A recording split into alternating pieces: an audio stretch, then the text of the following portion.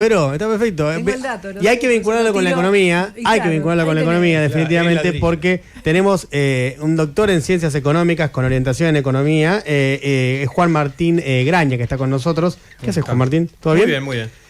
Acá, evidente, para mí algo está mal acá. Doctor en ciencias económicas con orientación en economía. Sí, porque en la UBA no había un doctorado en economía, entonces lo fueron poniendo como subtítulo. Entonces tenés administración, contabilidad. Va bajando de la misma línea. Exacto. Bueno, Juan Martín, es interesante escucharlo, y más en este contexto. Hablábamos hace un ratito de algunas de las cuestiones que mencionaba Toto Caputo en el día de ayer, una conversación que tuvo con Luis Majul, que en algún punto ya hemos contado alguna parte. Quiero arrancar por algo de lo que no hemos hablado todavía, Juan, si te parece bien, que es el acuerdo con el Fondo Monetario Internacional. Porque Caputo lo que dice ahí es que el acuerdo está relativamente cerca, como siempre dice, y que el acuerdo ese con el fondo, de lograrse, no tiene ni la devaluación como tema, es decir, como que si el fondo no le pidiera devaluación a la Argentina, y que el acuerdo tampoco implica la salida del cepo al día siguiente. ¿Vos creés que esto es lo que efectivamente está sucediendo? ¿Las señales que ves te indican que esto es lo que está pasando, tal cual lo dijo ayer Caputo? A ver, es obvio que el gobierno no va a devaluar, aunque esté atrasado el dólar, no importa, llueva, truena y va a aguantar este dólar hasta después de las elecciones. Entonces, me parece que lo que les queda para negociar con el fondo es, bueno, denme un puente hasta las elecciones. En ese contexto, el fondo está pidiendo devaluación, está pidiendo apertura del cepo, entonces lo que van a buscar es un acuerdo más corto, de acá hasta fin de año, para aguantar. Y después sí, el acuerdo grande con el fondo por plata nueva, esto que en algún momento Milei dijo de los 11.000 millones de dólares adicionales o más, devaluación y apertura del cepo quedará para después de las elecciones. Entonces yo creo que hoy hay una conferencia de prensa tradicional de los jueves en el Fondo Monetario, donde seguro alguna pista más tendremos. Se iba a dar el jueves pasado, pero se suspendió esa conferencia de prensa, así que alguna pista más, pero me parece que ese discurso de Caputo es para decir, si hay alguna noticia del fondo, no salgan a correr al dólar porque todavía no vamos a tocar nada. Ok, no vamos a devaluar y tampoco vamos a salir inmediatamente del cepo. Ahora, Argentina el año pasado hizo una ley extremadamente generosa, muy criticada por muchos sectores políticos y por muchos economistas también, que es el RIGI, que le da beneficios extraordinarios a empresas que quieran invertir en la Argentina. ¿Por qué crees, y esto te lo vinculo con el cepo, si crees que tiene que ver o no, que teniendo esa ley que da tantos beneficios extraordinarios a las empresas para que inviertan, todavía no creció la inversión real en Argentina? ¿Crees que tiene que ver con la existencia del cepo? A ver, la cosa es que el RIGI es un proceso nuevo que tiene toda una carga burocrática donde las empresas de solo algunos sectores pueden acceder, tienen que ser inversiones grandes, ¿no? Puede ser en la minería, en el petróleo, y como tiene un tiempo burocrático, es muy posible que las pocas carpetas que se han presentado todavía no lleguen, ¿no? El problema es que el resto de la economía sí está metida en el cepo. La industria automotriz, toda la industria, todos son sectores que pueden arrastrar mucho la inversión y están metidas en el cepo en una economía que no camina todavía. Recién ahora, muy heterogéneamente, estamos volviendo a los muy malos niveles del año pasado. Entonces, si la economía no tracciona, si el resto de los sectores no tienen capacidad de remitir los dólares de esas inversiones, ahí inversión no va a haber. Y hasta que tomen cuerpo esas inversiones que van por el RIGI, que por ahora las principales inversiones aprobadas por el RIGI son inversiones de YPF, o sea que no las necesitabas con el RIGI, que estaban anunciadas antes del RIGI, entonces simplemente le estás bajando la carga impositiva a proyectos que ya iban a hacer. En cualquier caso, pensemos que el proyecto de RIGI puede ser una inversión gigante, pero que la inversión va cayendo de a 2 meses, 3 meses, 4 meses. La apertura de una minera puede tardar 4 años. Entonces, inclusive si el RIGI se pone a caminar a full, que no es ahora, no está pasando, puede que pase durante este año, esos dólares que entren por ese régimen va a tardar un montón en tener un efecto real concreto. Y con una salvedad que es bien importante y que es, nosotros en el Grupo Paternal lo estamos poniendo bien todo el tiempo en la discusión.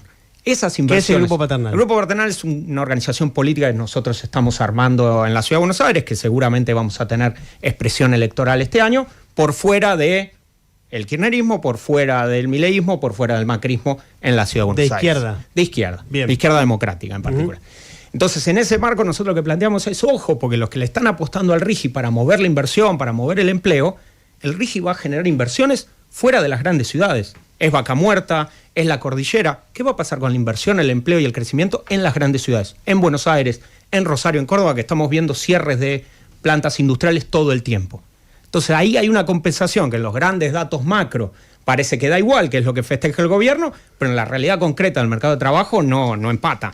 ¿Cuán heterodoxo crees que es el gobierno? Y te pregunto esto porque ayer hubo otro anuncio que hizo Caputo, más que no es una confirmación, en relación a las tarifas de luz y de gas. Dijo que la de luz va a ser de 1,5% y la de gas 1,6%. ¿Te acordás que se había hablado que la de luz iba a ir 12,3%, ¿no? Ahora aproximadamente. Bueno, evidentemente ahí hubo un volanteo, ¿no? ¿Cómo lo ves vos?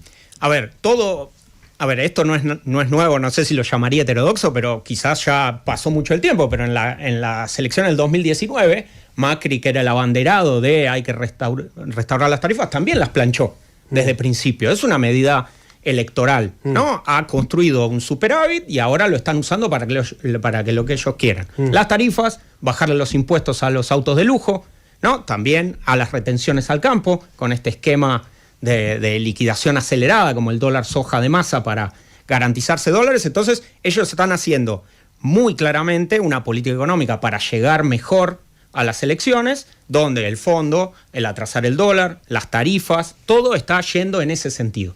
El problema es que, lo que vos decís, son volantazos. Claramente en las últimas semanas se nota que el gobierno, con Milei y Caputo a la cabeza, están empezando a tener que pegar varios volantazos muy improvisadamente para tratar de dar una señal de que se llega más o menos bien en términos macro a las elecciones. Ahora, hoy a la mañana estaban festejando los datos del mercado de trabajo, ¿no? El Ministerio de Capital Humano. Si uno mira los datos... ¿Por qué? ¿Qué dieron esos datos? Bueno, la mejor parte del mercado de trabajo, ¿no? Que son los asalariados privados del sector registrado, o sea, los que tienen convenio, paritarios y demás, alcanzaron y superaron marginalmente los datos de noviembre del año pasado, del año 23. Sí. ¿No? O sea, como que toda la caída se recuperó. Sí. Ahora, cuando uno ve los datos de empleo, hay 120.000 puestos de trabajo menos en el sector privado registrado. O sea, hay 120.000 personas que perdieron su puesto de trabajo registrado. Si a eso le sumamos alrededor de 40, 50.000 del sector público, tenemos un desastre en el mercado de trabajo. Y uno ve una economía que apenas si está recuperando y no genera empleo. Entonces, el panorama es, si la mejor parte del mercado de trabajo apenas recuperó salario, pero no empleo, lo que tenemos es que el resto del mercado de trabajo va a estar horrible. Los empleados estatales perdieron 15% respecto a noviembre del 23.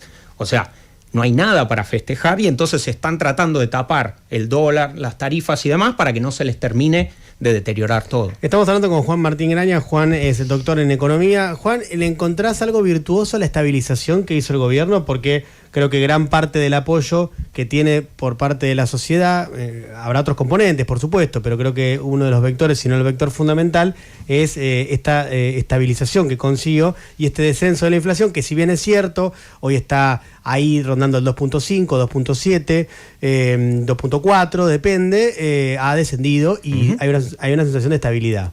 A ver, es obvio que yo no compro el discurso de la extrema derecha de que todos están apoyando esta agenda reaccionaria. Me parece que tiene sentido de un desorden macro que teníamos en el 23, con la inflación al 6, 7%, que efectivamente ibas a la mañana y a la tarde y las cosas valían distinto. Ese desorden que le rompe la vida cotidiana a las personas comunes es un desastre y esto funciona.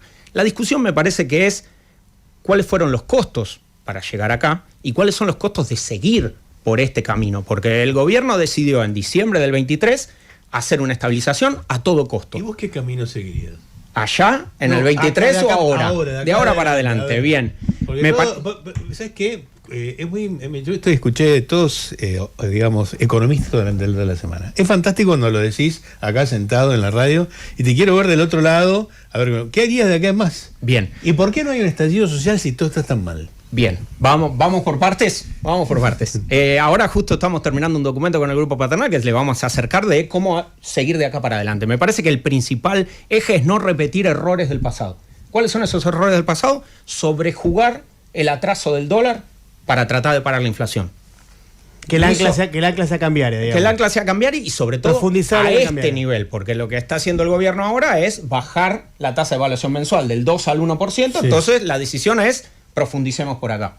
y digo, ¿por qué errores del pasado? La convertibilidad tuvo este rol. Pero si vos devaluás... Cristina en el 2015 tuvo este rol, Macri en el 2017 tuvo este rol, Guzmán y Massa tuvieron este rol. Entonces, el eje siempre es el dólar aguanta un poquito más.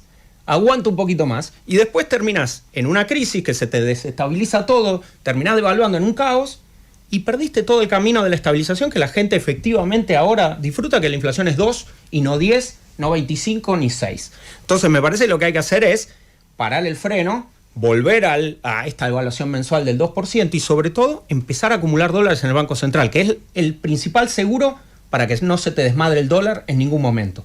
Y el problema es que el gobierno, porque el dólar está muy atrasado, permite que el 20% de las exportaciones vayan a los mercados financieros. Esto se llama el dólar blend, ¿no? Yo exporto un dólar, 80 centavos se los liquido al Banco Central y 20 centavos se los liquido en el mercado financiero. Bueno, esos 20 centavos son los que el Banco Central no puede comprar. Y hasta que el Banco Central no tenga reservas, el valor del dólar que establezca el gobierno solo va a ser así si hay cepo.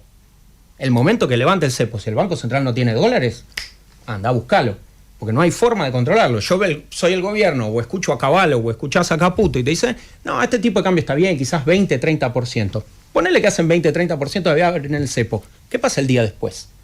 ¿Alguien te cree que 1.300 pesos el dólar es un valor que el Banco Central te puede sostener? De ninguna manera.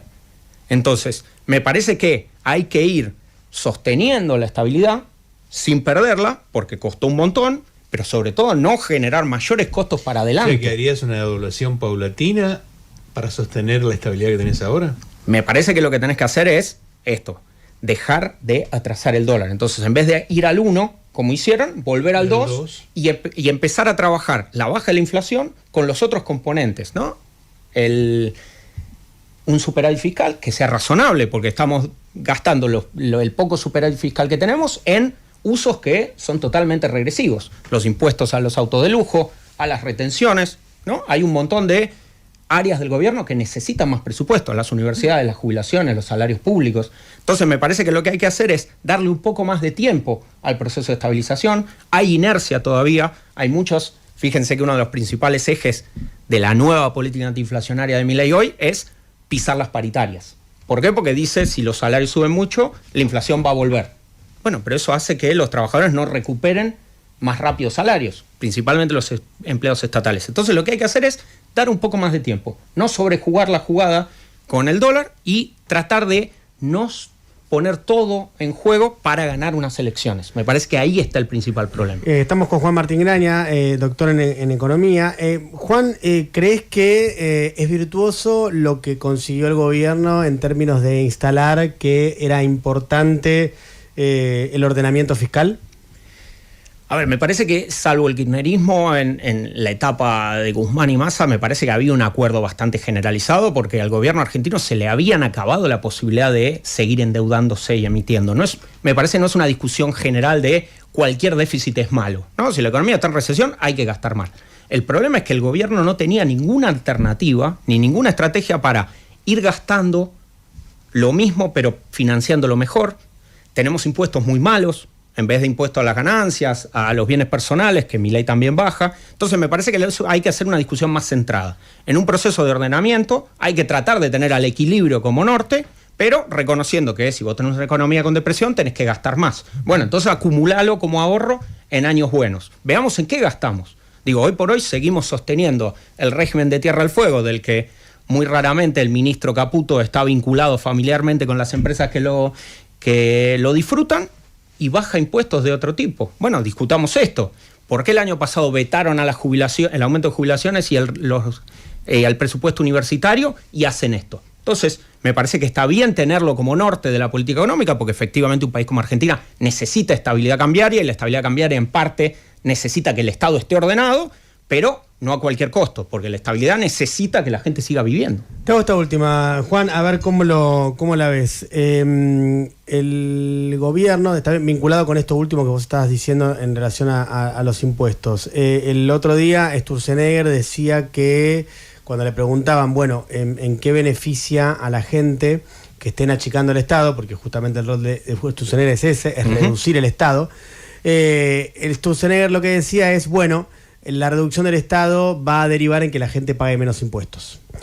¿Eso efectivamente está pasando? ¿La gente, el común de la sociedad, está pagando menos impuestos o hasta el momento la decisión que se ha tomado en materia impositiva ha beneficiado a algún sector en particular de la sociedad? ¿Algún sector en particular de la sociedad? ¿Y a qué sector ha beneficiado? Y tenemos el campo con las retenciones, el impuesto a los autos de lujo, que bajaron recientemente. El año pasado con la ley Bases se volvió a poner el impuesto a las ganancias a todos los trabajadores, la cuarta categoría, y se bajó bienes personales, que es un impuesto que solo pagan los más ricos por la cantidad de autos y casas que tienen.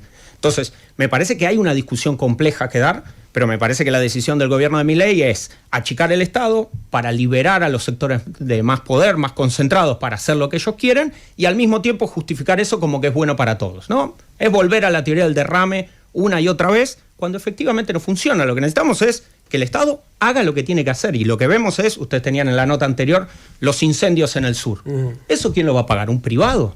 No, eso tiene que hacerlo el Estado. Podemos discutir si el Estado estaba gastando bien o no. Efectivamente, venimos de un momento donde el kirchnerismo sobrejugaba la bandera del Estado presente y vos ibas al hospital y no había guardia. No, bueno, ahí es donde entra muy claramente el discurso de Milei, pero la respuesta no es romper el Estado, sino hacer que funcione bien, es para ir para el otro lado. Juan Martín Graña, doctor en Ciencias Económicas, gracias por haberte dado una vuelta por la inmensa minoría. Gracias por la invitación. Por favor, un placer. radioconvoz.com